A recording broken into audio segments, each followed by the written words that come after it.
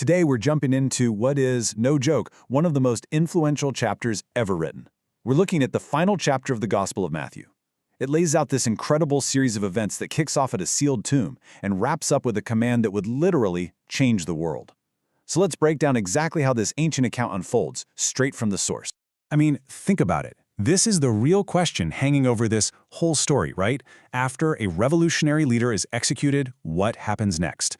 Do things fall apart? Is there just chaos and confusion, or is it something else entirely? Well, this ancient account gives us a pretty remarkable answer. Okay, Act 1. The scene opens in the quiet just before dawn at a guarded tomb. The mood is heavy, somber, but that is all about to get turned on its head. This first part is all about a discovery that absolutely nobody was expecting. So let's piece this together, minute by minute. Right as the sun is coming up, two women, Mary Magdalene and the other Mary, show up at the tomb. And just like that, bam, the ground starts shaking violently. But the text is really clear. This was no ordinary earthquake. It was a sign that something or someone was arriving. And the imagery here, wow, it's just so vivid.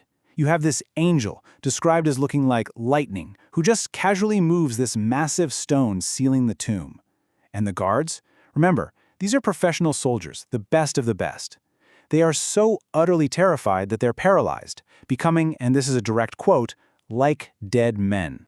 And here it is, the absolute pivot point of this whole first act. The angel speaks directly to the women and delivers the one message that changes everything. It's not a riddle, it's not a metaphor. It's a direct, unambiguous statement. The tomb is empty because Jesus has risen, just like he told everyone he would. And you've got to love the human element here, right? Their reaction isn't just pure celebration. It's this wild, complicated mix of being terrified and filled with joy at the same time. It's also really significant that they're the first witnesses. As they're rushing off to tell the others, Jesus himself shows up, confirming everything the angel said and giving them a new instruction. Tell the disciples to meet him in Galilee.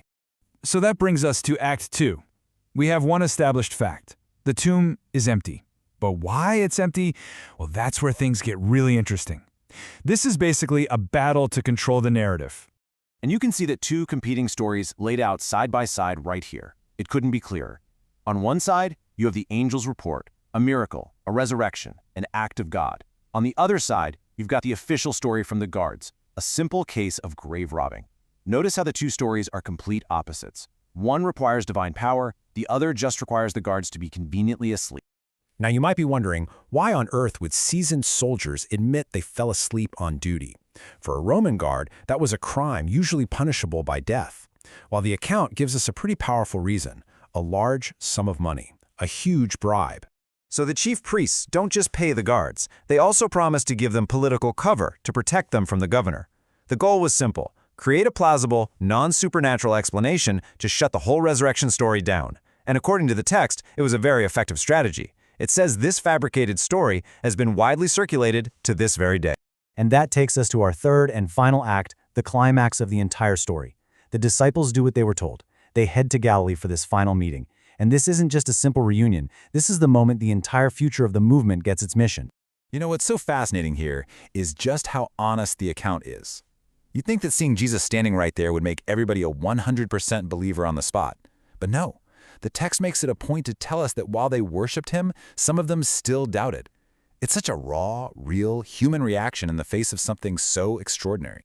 And then Jesus speaks. He starts with this sweeping, powerful declaration of absolute authority. This isn't a suggestion, it's not a request, it's a statement of ultimate power, and it's the foundation for the command that's coming next. And this statement of authority leads directly into this three-part instruction, what's often called the Great Commission. First, the mission goes global. All nations. That's a huge shift. Second, there's a specific rite of initiation, baptism. And third, this is all about the long haul, teaching new followers everything they need to know. This becomes the literal blueprint for Christianity. And the whole thing ends on this incredibly powerful note of reassurance. Just think about it. He's just given them this monumental, frankly, impossible-sounding task to change the world. And then he leaves them with this promise: I'll be with you always, not just for a little while, but until the very end of time. And that's where the account leaves us, with this massive, thought-provoking question. How could this one final command, given to a small, kind of shaky group of followers, some of whom were still doubting, remember, how could that become the catalyst for a global movement that continues to shape our world thousands of years later? That's the question the rest of history tries to answer.